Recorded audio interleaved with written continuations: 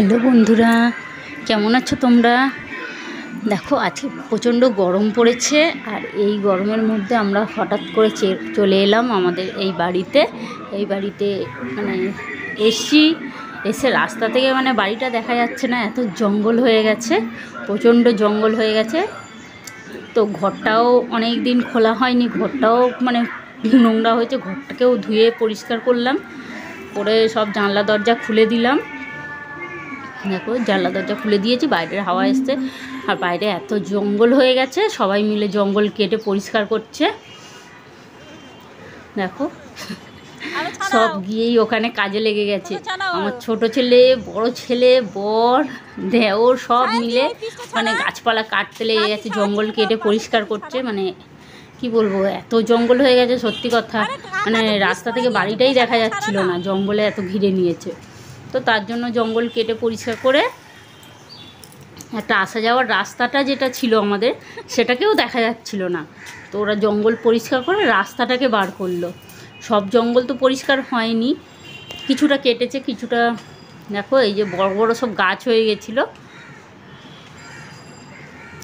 আর এগুলো হচ্ছে জঙ্গল গাছ, তো এগুলো সেই জন্য কেটে দিয়েছে। যদি ভালো গাছ হতো তাহলে ওটা রেখে দিত, ভালো গাছ যেগুলো আছে সেগুলো রেখে দিয়েছে, আর জঙ্গল গাছগুলো কেটে পরিষ্কার করে দিয়েছে। কলা গাছ হয়ে গেছিলো, পুরো কলা গাছের জঙ্গল হয়ে গেছিলো। আর ওখানে আমাদের তুলসী মঞ্চ আছে, তুলসী মঞ্চটা পুরো মানে জঙ্গলে ঘিরে ধরেছিল কলা গাছের বাগানে।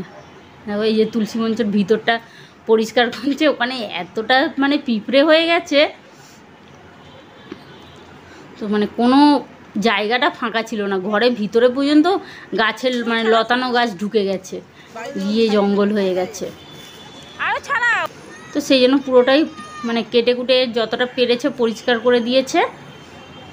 আর আমরা গিয়ে দেখছি ওখানে কলা গাছে কলা হয়েছে, মোচা হয়েছে। তো তার জন্য আমরা কলাটা কচি বলে সেই জন্য নিইনি, তো আমরা থোঁটটা আর মোচাটা কেটে নিয়ে চলে এসেছি। ওই দেখো আমার ছেলে কোথায় উঠে পড়েছে, মিটার ঘরের মাথায় উঠে দাঁড়িয়ে আছে।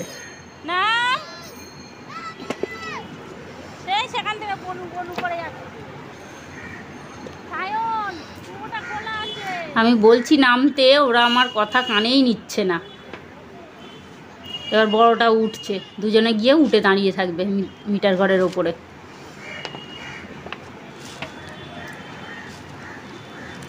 তো গেছি, এত গরম লাগছিল, মানে রোদ্দুরে তো বেরোতে পারছিলাম না, রোদ্দুরের মধ্যেই আমরা গেছি, তার মধ্যেই আমাদের মানে এত রোদ্দুর লেগে গেছে। তো গিয়ে আগেই আমরা সব ঘরের ভিতরে ঢুকে ঘোরাঘুরি করলাম, সব ঘর ঝাড়া মোছা করে নিলাম, নিয়ে তারপর আমরা এখান থেকে খাবারও বানিয়ে নিয়ে গেছিলাম, যে ওখানে গিয়ে রান্নাবান্না তো করা যাবে না।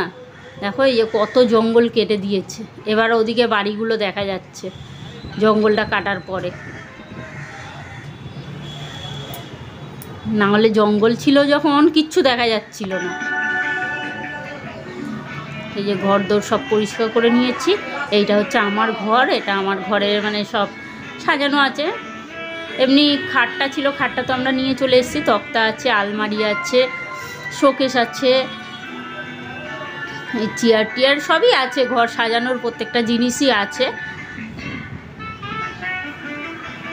আর এলোমেলো হয়ে পড়ে আছে, যেহেতু আমরা যাই না তার জন্য ঘরটা পুরো এলোমেলো হয়েই পড়ে আছে, পরিষ্কার হয়নি।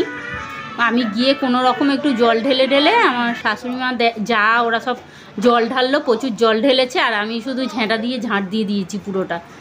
আর এইটা হচ্ছে আমার জায়ের ঘর, এটা একটা টেবিল আছে, কম্পিউটার টেবিল, এটা আমাদের আগে কম্পিউটার থাকতো, তো এখন কম্পিউটারটা অন্য জায়গায় নামিয়ে নিয়েছে বলে কম্পিউটার টেবিলটা ওই বাড়িতে করে দিয়েছে। এটা ওর খাট আছে, এখানেও আলমারি, ড্রেসিং টেবিল সবই আছে।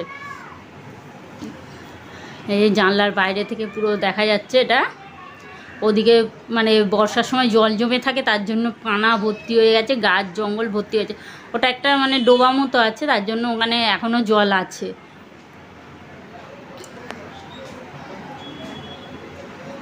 আমি বলি একটু ঘরটাকে দেখে নিই ঘুরে। এখানে সাইকেলও রেখে দিয়েছে, এই যে এটা ড্রেসিং টেবিল ওর।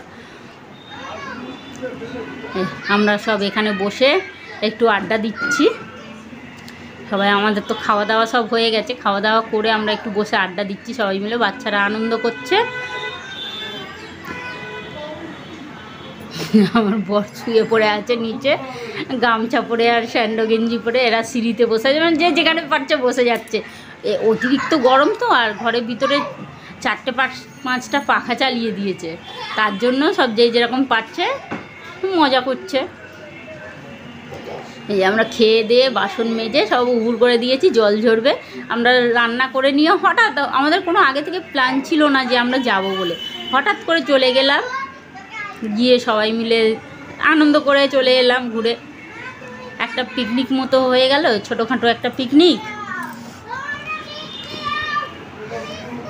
তোমরা দেখো আমার ভিডিওটা যদি তোমাদের ভালো লাগে তোমরা অবশ্যই লাইক করে দিও আর কমেন্ট করে জানিয়ে দিও তোমাদের কেমন লেগেছে।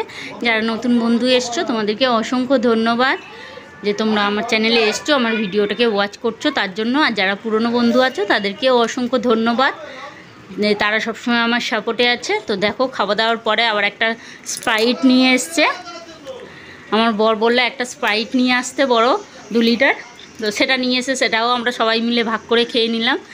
সবাইকে গ্লাসে গ্লাসে ঢেলে দিয়েছি, দিয়ে আমরা লাস্টে বোতল ধরে খেয়ে নিলাম।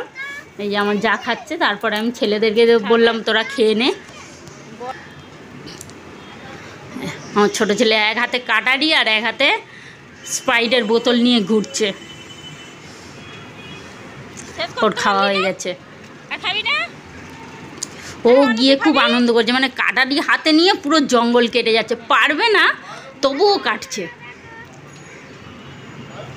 আর এই কলা গাছের খোসাগুলোকে নিয়ে আমরা থোঁড় ছাড়িয়েছি, সেই থোঁড়ের খোসাগুলোকে নিয়ে খেলছে। ও স্প্রাইট খেয়ে নিচ্ছে।